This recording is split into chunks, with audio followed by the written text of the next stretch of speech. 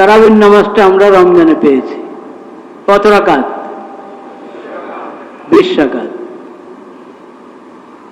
এখন শুনলাম বিভিন্ন মসজিদে, এই দেশে বিভিন্ন মসজিদে 10 রাকাত পড়ে কিছু লোক বের হয়ে যায়। কেন না? 8 রাকাত পড়ে বের হওয়া, এটা তো ধরেন আরেকটু কয়েক বছর আগেও ছিল।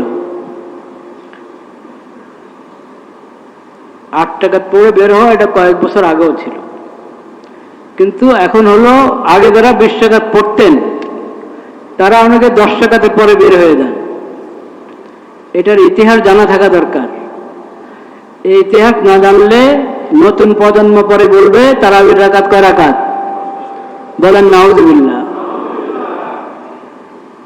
ইতিহাস জানতে হয়, কখন কোন নতুন সমস্যা যুক্ত হয়।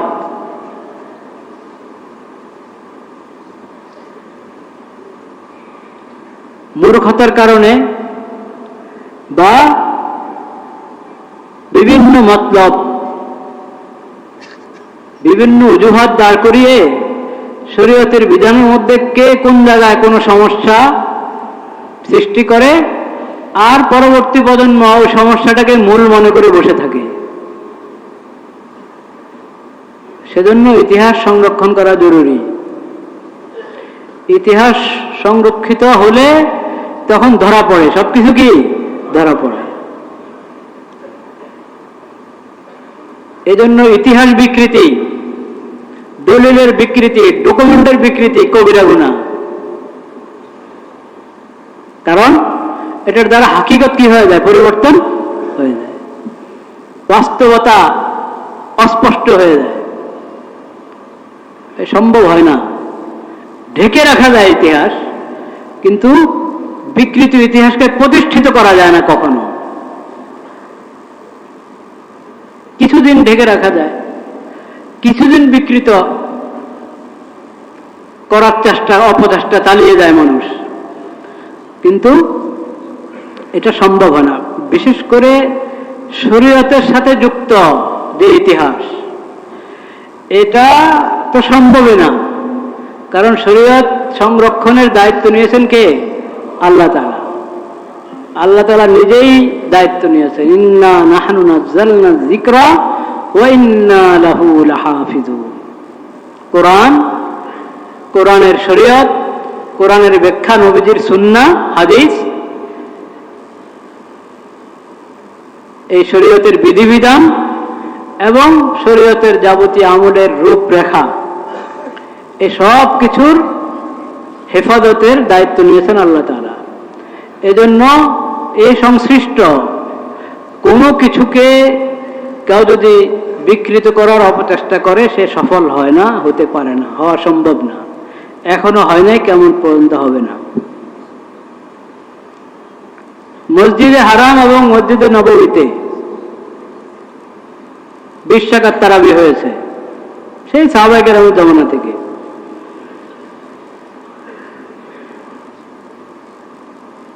মসজিদে হারাম এবং মসজিদে নববীতে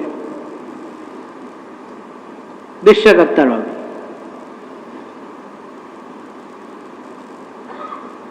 এই যে 2019-এ কি হলো? Corona, Covid 2019। ওই সময়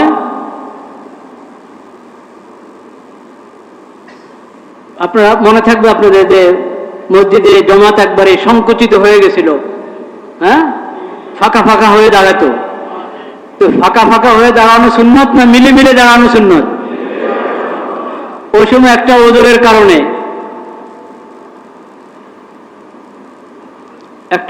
কারণে, চাই সেটা কৃত্রিম কারণে ওজর পয়দা হয়েছে আর বাস্তব কারণে পয়দা হয়েছে, সেটা আরেক প্রসঙ্গ, কিন্তু একটা ওজর দাঁড়িয়েছে, তখন ফাঁকা ফাঁকা হয়ে দাঁড়াতো। তো এখন কি আপনারা ফাঁকা ফাঁকা হয়ে দাঁড়াবেন?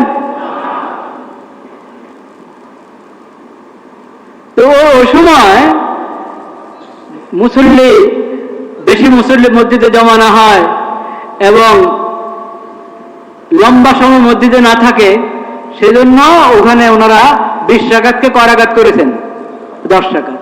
মানে বাকি 10 রাকাত ঘরে গিয়ে পড়ো, মসজিদে জমাতের সাথে 10 রাকাত পড়ো, তাড়াতাড়ি যাও, আলাদা হয়ে যাও, ছড়িয়ে পড়ো, একসাথে থেকো না।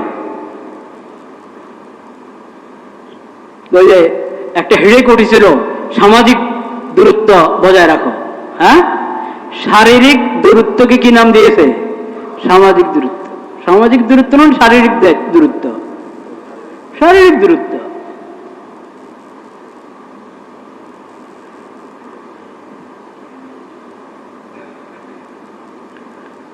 তো তখন এরকম করা উচিত হয়েছে কি হয় নাই সে তো আরেক প্রসঙ্গ, কিন্তু হয়েছিল এই প্রেক্ষাপটে, এই ওজরে যে 10 রাকাত পড়ে ঘরে চলে যাও, বাকিটা ঘরে পড়ো, এখানে মসজিদে 10 রাকাত হবে। 2019-এর কোভিড 2019 আবার দ্বিতীয়বার বিষয়ক কিছু সমস্যা ছিল, সেটা পার হয়ে গেছে কবে? এখন 2026, এখনো ওই ওজোর ভুলে নেই। যদি সেই ওজোরের দোয়াই দিয়ে এখন আপনি 10 রাকাত পড়তে চান, তো ফাঁকা ফাঁকা হয়ে দাঁড়াবেন। এখন মসজিদে জায়েজ হবে ফাঁকা হয়ে দাঁড়ানো? তো কেন তারাবি 10 রাকাত? এখন যদি ওখানে মক্কা মদিনার মসজিদে এখনো যদি ওই ওজোর চলে যাওয়ার 5-6 বছর পরও ওনারা ওই 10 রেখে থাকেন, জানি না এবছর কি হয়েছে, আমি জানি না। এবছরও 10, গত বছরও 10 ছিল, এবছরও 10। তো আল্লাহ তাআলা আমাদের চোখ খুলে দেন, সুদাই সহ আরো যারা ওখানে আছে, আল্লাহ তাদের চোখ খুলে দেন, কান খুলে দেন, তাদেরকে সহি সমাজ দান করেন। যে ওজোরের অজুহাত দিয়ে 10 পড়েছিল 2 বছর, সে ওজোর কবে চলে গেছে? এখনো তুমি তারাবি 10 বছর পড়ছ। সাহাবায়ে কেরামের জমানা থেকে যে ইতিহাস চলে আসছে, যে ঐতিহ্য চলে এসেছে, যে অনুসৃত আমল চলে এসেছে, সেটার বিরুদ্ধে 10 রাকাত পড়ছ। আর তোমাদেরকে যে দলিল দেয় মানুষ তো বুঝে না। মানুষ মনে করে যে ওই মসজিদে যেটা হবে সেটা দলিল, ওই মসজিদে যেটা হবে সেটা দলিল না। দলিল হলো কোরআন, দলিল হলো হাদিস, দলিল হলো ইসলামী শরীয়ত। মক্কার মসজিদে দাও এক এক সময় এক একজন বসতে পারে।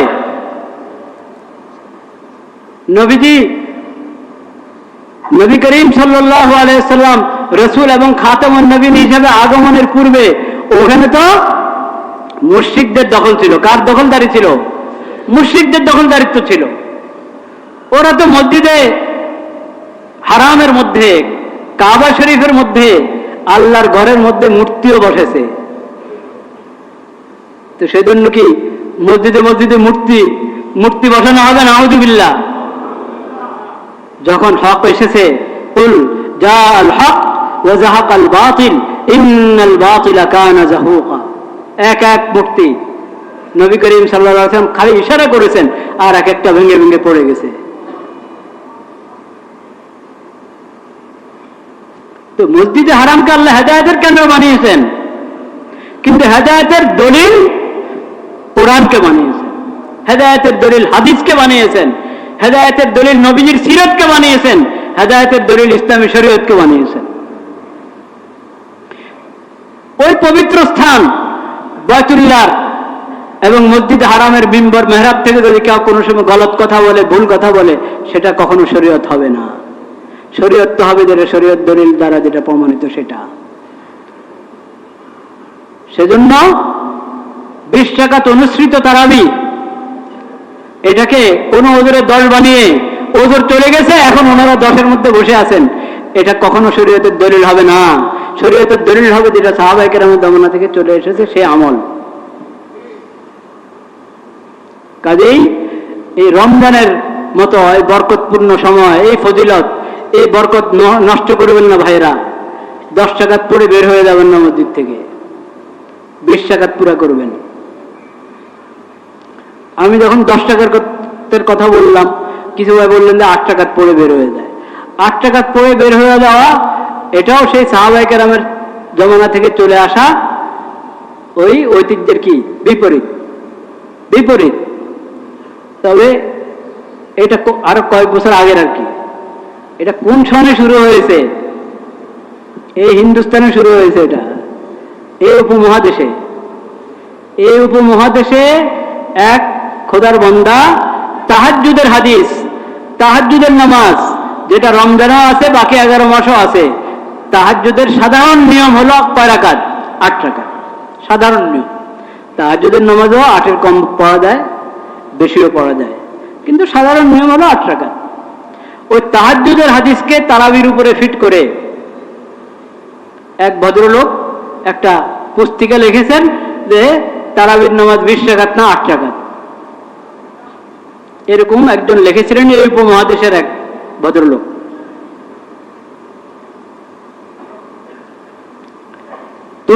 তিনি যে সম্প্রদায়ের সঙ্গে ওনার সম্পর্ক, তাদেরই একজন ওনার খণ্ডনে কিতাব লিখেছেন যে না 8-9-20, 8-9-20। এই উপমহাদেশে এটা একজনে শুরু করেছে। মানুষ তো এই আরামপ্রিয় হয়, অনেকেই আমরা আরামপ্রিয়। আরে 20 টাকা পর্যন্ত কে দাঁড়িয়ে থাকে? এই ভদ্রলোক তো 8 টাকার কথা বলছে, 8 টাকার কথা বললো, এটা তো ভালো, চলো আমরা 8 টাকা পড়ি। এই শুরু হয়েছে এটা সাহাবায়ে কেরাম, খোলাফায়ে রাশিদিন, সাহাবায়ে কেরামের জমানার আপনার 1300 বছর পর 8 টাকাতের এই চিন্তা একজনের মাথায় এসেছে, সে প্রস্তাব করেছে, আরামপ্রিয় মানুষের শুরু করেছে। এরপরে কিছু লোক এটার পক্ষে দলিলও দাঁড় করেছে। কোনো দলিল নাই, যা দলিল দেয় ওগুলা তাহাজ্জুদের হাদিসকে তারাবির উপরে নিয়ে ফিট করে। আমি এই মিম্বর থেকে আমি চাই যে শরীয়তের ইজমাই বিষয়গুলো নিয়ে আমি আলোচনা করি। খুঁটিনাটি বিষয় আলোচনা করার অনেক আছে। মাযহাব আমরা জানি আহলুস সুন্নাত ওয়াল জামাতের কয়টা মাযহাব? 4টা মাযহাব। মালিকি মাযহাব, হাম্বলি মাযহাব, শাফিঈ মাযহাব, হানাফি মাযহাব। 4 মাযহাব হক, 4টা আহলুস সুন্নাত ওয়াল জামাতের মাযহাব। এখানে অধিকাংশ মুসলমান হানাফি এই দেশে। হানাফি মাযহাবের বিভিন্ন মাসালার সঙ্গে শাফিঈ মাযহাব, মালিকি, হাম্বলি মাযহাবের ইখতিলাফ আছে, কিন্তু সেটা দলিল নির্ভর ইখতিলাফ। কি দলিল নির্ভর ইখতিলাফ? সেজন্যই 4 মাযহাব হক। তবে আমল হবে এক মাযহাবের উপরে, খিচুড়ি বানানো যাবে না। বুঝতে পেরেছেন? অর্থাৎ এক মাসালা নেবেন হানাফি মাযহাব থেকে, আরেক মাযহাব শাফি মাসালা, শাফি মাযহাব থেকে আরেক মাসালা হাম্বলি মাযহাব থেকে, এইভাবে খিচুড়ি বানাতে পারবেন না। 4 মাযহাব হক, কিন্তু আমল হবে এক মাযহাব অনুসারে। স্বাভাবিকভাবে আপনার এলাকায় যে মাযহাবের উপরে আমল হয়, যে মাযহাবের প্রচলন, সেটার উপরে আপনি আমল করবেন, নতুবা আপনার মাসালা জিজ্ঞেস করবেন কারে? আপনি শাফি মাযহাবের উপরে আমল করতে গেলে শাফি মাযহাবের আলেম খুঁজে পাবেন এই দেশে তাকে মাসালা জিজ্ঞেস করার জন্য? স্বাভাবিক কথা এটা। আচ্ছা, কিন্তু আমি এই মিম্বর থেকে হানাফি মাযহাব, শাফি মাযহাবের ইখতিলাফ যেসব বিষয়, ওইসব বিষয় আলোচনা করি নাই, করার ইচ্ছাও নেই, কারণ এটার জরুরত নাই। কিন্তু এই যে মাসালাটা তারাবির নামাজ 20 রাকাত, অনেকে মনে করে যে হুজুর ইখতিলাফি মাযহাব মাসালা নিয়ে জাতীয় মসজিদের মিম্বর থেকে কেন ইখতিলাফি বিষয় নিয়ে হুজুর কথা বলেন? উনি তো পুরা জাতির, এই মিম্বর পুরা জাতির, এই মিম্বর পুরা জাতির, এবং জাতীয় মসজিদের খতিব নাকি পুরা জাতির। সুবহানাল্লাহ। তো সেজন্য এখন পুরো জাতির মধ্যে শাফি, হাম্বলি, হানাফি, মালিকি বিভিন্ন মাযহাবের লোক থাকতে পারে। আমার জানা মতে এই দেশে আছে কিনা জানি না আমি। বাংলাদেশে কোনো শাফি মাযহাবের লোক মেহমান হিসেবে হয়তো আসে, কিন্তু স্বতন্ত্র শাফি মাযহাবের লোক আছে আমার জানা নেই।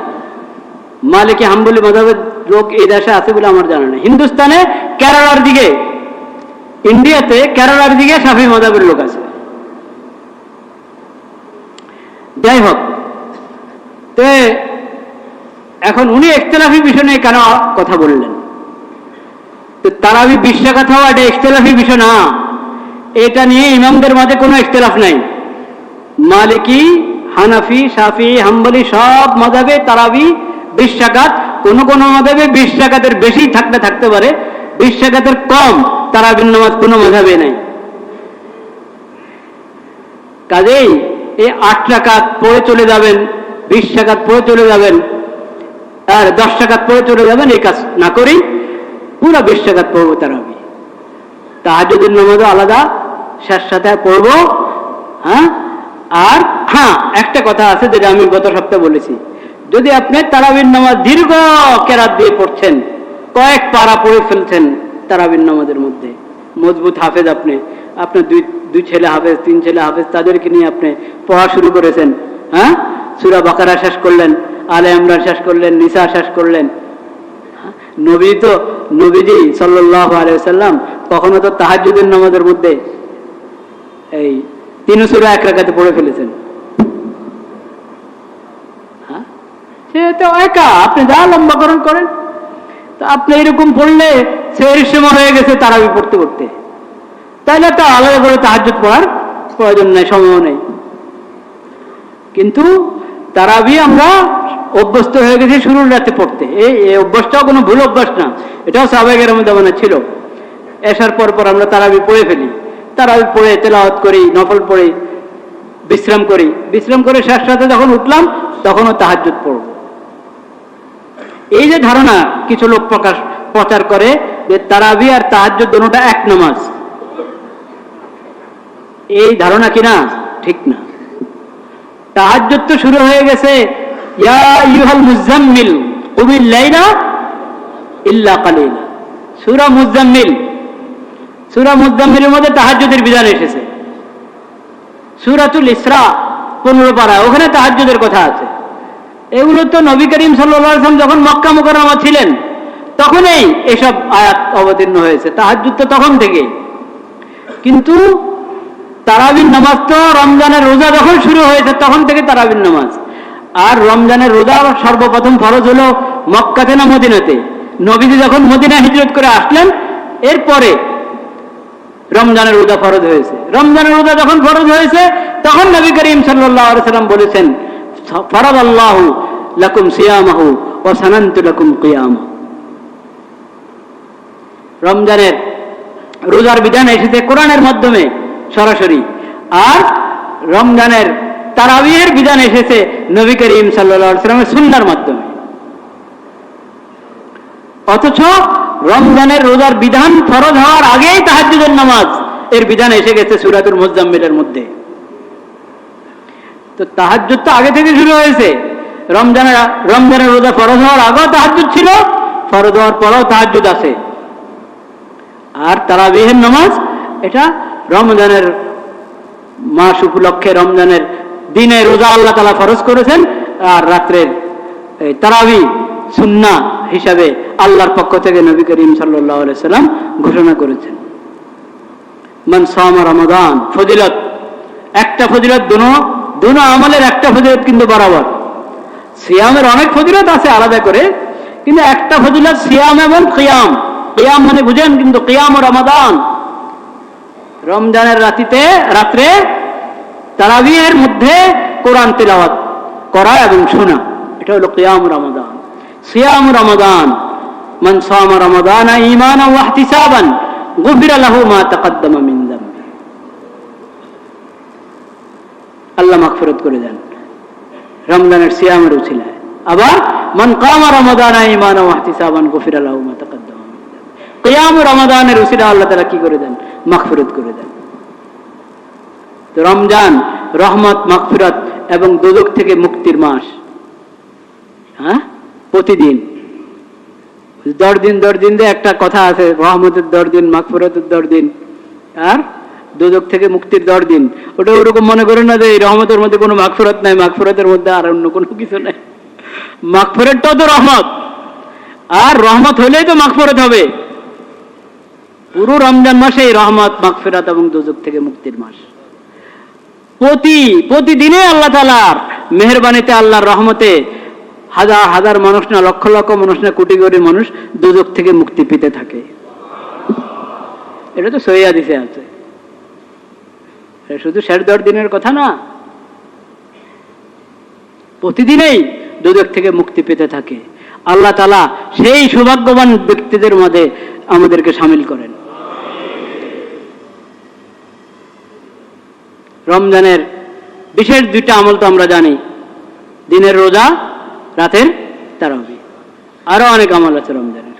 অনেক আমল কি কি? তেলাওয়াত, বেশি বেশি তেলাওয়াত করা, ইস্তেগফার করা বেশি বেশি, তওবা ইস্তেগফার, জিকির বেশি বেশি করা, আর সদকা খায়রাত বেশি বেশি করা। এগুলো সব 12 মাসের আমল, বাকি 11 মাসেরও আমল, কিন্তু রমজানে এই আমলগুলোর সওয়াব অনেক বেড়ে যায়। এই আমলগুলোর সওয়াব কি? রমজানের বরকতে নেক আমলের মান এবং সওয়াবের পরিমাণ আল্লাহ তাআলা বাড়িয়ে দেন। সওয়াবের মানও বাড়িয়ে দেন, সওয়াবের পরিমাণও কি? একটি বর্ণনা তো এরকম এসেছে, 1/70, 1/70। অন্য সময় ওমরা রমজানের, কিন্তু অন্য সময় ওমরা থেকে রমজানের ওমরার মর্যাদা এবং ফজিলত বেশি কিনা? বেশি। এক হাদিসে তো এসেছে, নবী করিম সাল্লাল্লাহু আলাইহি ওয়াসাল্লামের সঙ্গে হজ করার মতো রমজানের ওমরা সওয়াব। তাহলে আমলের মান অনেক বেড়ে যায়, সওয়াবের পরিমাণও অনেক বেড়ে যায়। সেজন্য সদকা খায়রাত, ইফতার করানো অনেক বড় সওয়াব। ইফতারের হাদিয়া পাঠিয়ে দেন, ইফতার করার জন্য অর্থ পাঠিয়ে দেন, তৈরি করা ইফতার পাঠিয়ে দেন। মানুষ এখন অভ্যস্ত হয়ে বাজার থেকে কিনে কিনে নিয়ে আসে।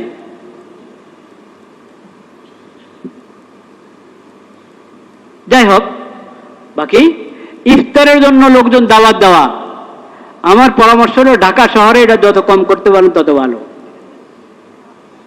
কারণ আপনার ইফতারের দাওয়াত কবুল করতে গেলে কারো আসরের জামাত ছুটবে, কারো মাগরিবের জামাত ছুটবে, ইফতারের মজলিসটা ঠিক মতো এসে পাবে না।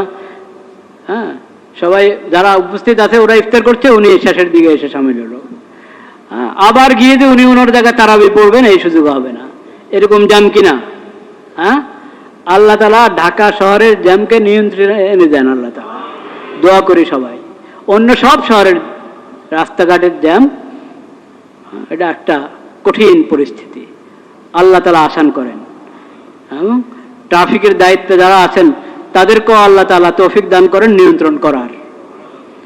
অনিয়মের কারণে, অনিয়ম খালি দায়িত্বশীলদের অনিয়ম না, আমরা যারা গাড়িওয়ালা, গাড়ির মালিকরা এবং গাড়ির চালক, ড্রাইভ যারা করে ড্রাইভাররা, অনিয়ম আছে কি নাই? অনেকের অনিয়ম আছে। সব ধরনের অনিয়ম থেকে দূরে থাকতে হবে। এই জন্য যে আমার অনিয়মের কারণে অনেক ভাই কষ্ট পায়, অনেক ভাই কষ্ট পায়। ইদাউল মুসলিম, মুসলমানকে কষ্ট দেওয়া, বরং আল্লাহর যে কোনো বান্দাকে কষ্ট দেওয়া অন্যায় কিনা? অন্যায়। অকারণে কাউকে কষ্ট দেওয়া অন্যায়, গুনাহ। তা আমি যদি অনিয়ম করি, আমার অনিয়মের কারণে মানুষ কষ্টের মধ্যে পড়লো, যাত্রীরা কষ্টের মধ্যে পড়লো, এটা তো অন্যায়। এইগুলো গুনাহ মনে করি না আমরা, এগুলোও গুনাহ। আর রমজান মাসে, এই বরকতের মাসে যদি গুনাহ করা হয় তো গুনার ভয়াবহতা বাড়বে কিনা? বাড়বে। জুলুম থেকে বেঁচে থাকতে হবে, জুলুম থেকে বেঁচে থাকতে হবে ভাইয়েরা আমার, সব সময়। কিন্তু রমজানের জুলুম আরো কঠিন জুলুম। রমজানের জুলুম আরো কি? অন্য সময়ের দান সাদাকা সওয়াবের কাজ, রমজানের দান সাদাকা আরো বেশি সওয়াবের কাজ। যাই হোক, ইফতার করানো অনেক বড় সওয়াবের কাজ। এই জমানার জন্য উত্তম হলো ইফতারের জন্য অর্থ পাঠিয়ে দেন, ইফতারের সামগ্রী পাঠিয়ে দেন। কারোর জানানোর দরকার নেই তো। এখন ইফতার পার্টি করার একটা নিয়ম আছে, ইফতার পার্টি। আরে ইফতার পার্টি করেন কেন ভাই? বেশির থেকে বেশি ইফতার মাহফিল করেন। যাই হোক, ইফতার পার্টি নাম দেন আর ইফতার মাহফিল বলেন, এটা ইফতারের জন্য হওয়া উচিত। অন্য উদ্দেশ্যকে সামনে রেখে ইফতার মাহফিল করছেন, সওয়াব কি নাই হয়ে যাবে না কমে যাবে সেটা আল্লাহ জানেন। হ্যাঁ, বিভিন্ন সংগঠন, বিভিন্ন দল ইফতার পার্টি করে। ইফতার করানোর যে সওয়াবের কাজ, ওই সওয়াব অর্জন করা হয়তো দ্বিতীয় নম্বরে থাকে, অন্য উদ্দেশ্য কি 1 নম্বরে থাকে। এটা ঠিক না। এই নেক কাজটা একবারে খালিস আল্লাহর জন্য, আল্লাহকে রাজি খুশি করার জন্য, এটাকে একটা ইবাদত হিসাবে, নেক আমল হিসাবে করার চেষ্টা করবো আমরা ইনশাআল্লাহ। আব্দুল্লাহ ইবনে ওমর রাদিয়াল্লাহু তাআলা আনহুমা কখনো ইফতার করতে চাইতেন না যতক্ষণ না ওনার ইফতারের দস্তরখানে অনেক ফকির, মিসকিন, অসহায় লোক জমা হবে, তারপরে গিয়ে উনি ইফতার করবেন। ইফতারের মজলিসে ডাকো, ইফতার পার্টিতে তো গরিব মিসকিনদেরকে কম ডাকা হয়।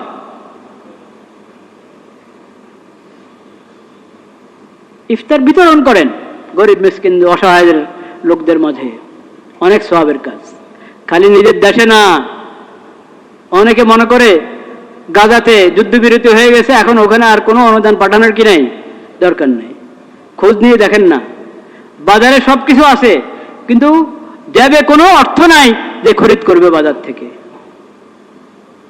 কঠিন পরিস্থিতি চলছে ওখানে। যারা হিম্মত করবেন, যদি আপনি খোঁজ নেন আপনার চারপাশে কোন সূত্রে, নির্ভরযোগ্য সূত্রে ওখানে অর্থ পাঠাতে পারবেন।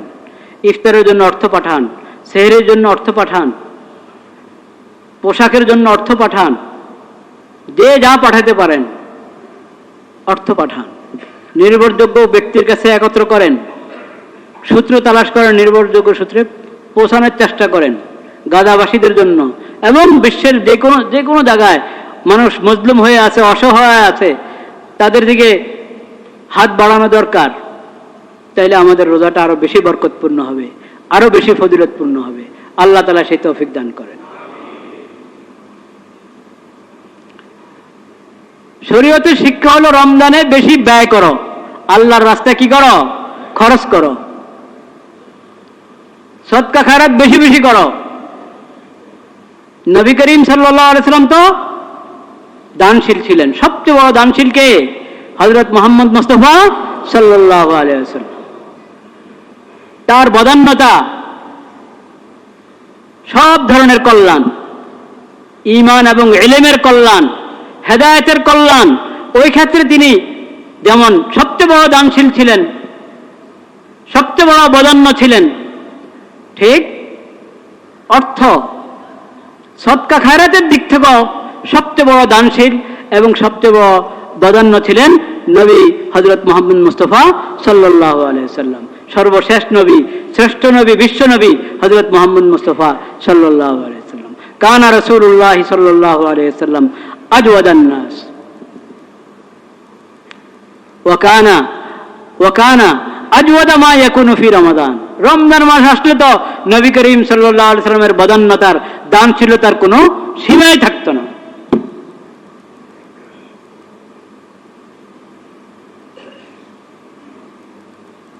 তো উম্মত কি করবে?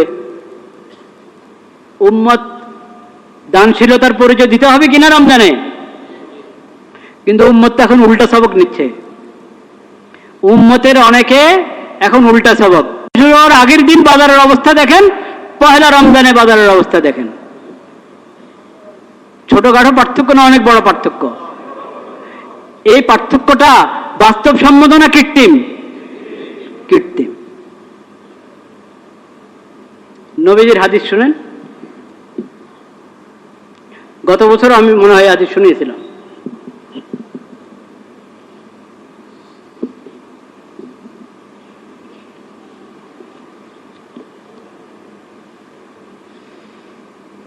নবী করিম সাল্লাল্লাহু আলাইহি ওয়াসাল্লাম বলেছেন, সাহাবী বলেন, আমি নবীজির থেকে একবার না দুইবার না অনেকবার শুনেছি।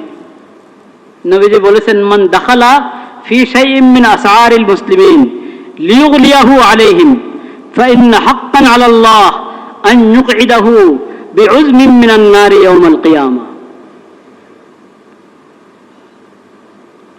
যে ব্যক্তি কৃত্রিমভাবে বাজার দর বাড়িয়ে দেয়, কৃত্রিমভাবে বাজার দর বাড়িয়ে দেয়, সিন্ডিকেট করে বাজার দর বাড়িয়ে দেয়, আল্লাহ তাআলা তাকে দোজখের কঠিন জায়গায় শাস্তি দিবেন।